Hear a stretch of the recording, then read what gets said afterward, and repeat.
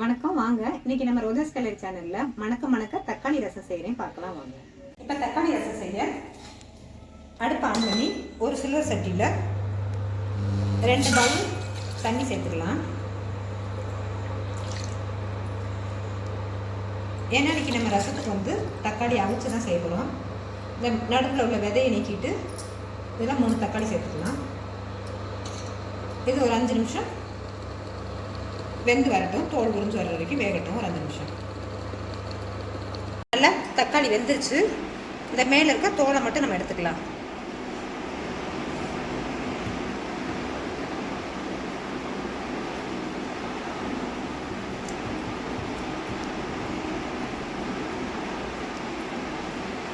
அடுத்ததை உப்பு சேர்த்துக்கலாம், கல் உப்பு.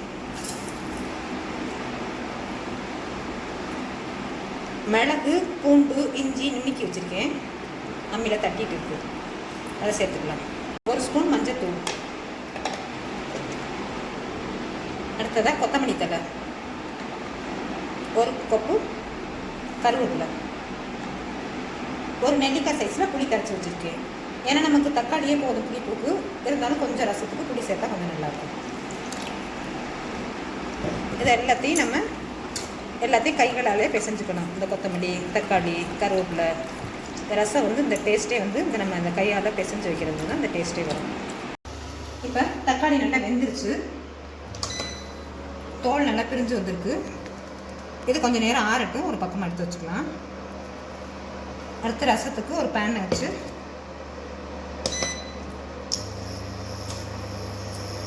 கொஞ்சமாக பொடி வறுத்துக்கலாம். பொடி செய்ய வறுத்துக்கலாம். சும்மா ஒரு 4-5 வெந்தயம் ரொம்ப சேர்த்தா கசந்துடும். கொஞ்சம் வெந்தயம் சேர்த்தோம்னா டேஸ்ட்டாக இருக்கும் ரசத்துக்காக. வேணும் கொஞ்சமாக வெந்தயம் சேர்த்துருக்கேன். லைட்டாக வதங்கட்டும், கரைஞ்சிடக்கூடாது. லைட்டாக பொன்னிறமாக வந்தால் போதும். அடுத்ததாக சீரகம், மிளகு, 2 வரமிளகாய், கொஞ்சம் துவரம்பருப்பு, இதெல்லாம் சேர்த்து ஒன்றா வறுத்துக்கலாம். இப்போ நம்ம வதக்கின துவரம்பருப்பு, வரமிளகாய், மிளகு எல்லாம் நல்லா செவந்துருச்சு லைட்டாக. இப்போ இதை அமர்த்தி இதை ஆஃப் பண்ணிவிட்டு இதை கொஞ்சம் குறகுறப்பாக அரைச்சிக்குவோம், ரொம்ப நைஸாக வேணாம். இப்போ ரசத்தை தாளிச்சுக்கலாம். கொஞ்சமாக ஒரு 1/2 ஸ்பூன் எண்ணெய் ஊற்றி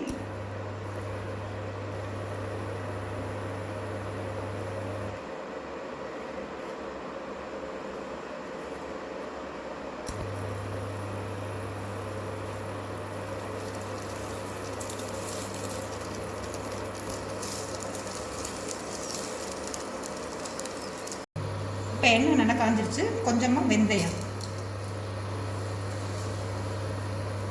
அடுத்ததாக கடுகு கொஞ்சம் வெடிச்சோன்னா கருவேப்பிலை போடுவோம். 2 வரமிளகாய்,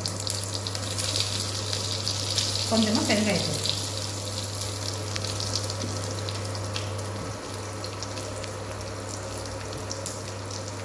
கொஞ்சம் நல்லா சிறந்தோன்னா இந்த புளிக்கரை அரைச்சி வச்சுருக்க புளிச்சாரை சேர்த்துடலாம். அடுப்பை ஃபுல்லாக லோ ஃப்ளேமில் வச்சிடணும். இது டக்குன்னு கொதிக்க விட்டால் அந்த டேஸ்ட்டே மாறிடும். இந்த ரசத்துக்கு பொடிச்சு வச்ச அந்த பொடியை கொஞ்சம் போட்டு சேர்த்துக்கலாம்.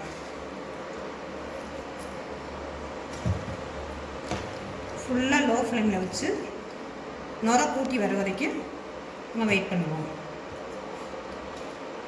மணக்க தக்காளி ரசம் ரெடி ஆயிடுச்சு.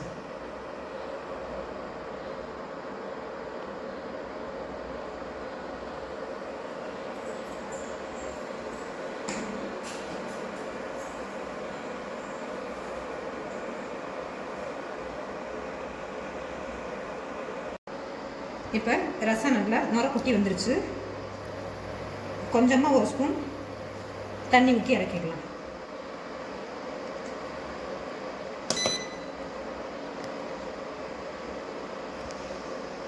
திடீர்னு யாராவது கெஸ்ட் வந்துட்டாங்கன்னா இந்த மாதிரி ரசம் செஞ்சு கொடுத்தீங்கன்னா ரொம்ப டேஸ்டியா இருக்குன்னு கேட்டு விரும்பி வாங்கி சாப்பிடுவாங்க. இந்த ரசம் பிடிச்சிருக்குல்ல, சப்ஸ்கிரைப் பண்ணுங்கள், லைக் பண்ணுங்கள், ஃப்ரெண்ட்ஸ் அண்ட் ஃபேமிலிக்கு ஷேர் பண்ணுங்கள். தேங்க்யூ ஃபார் வாட்சிங்.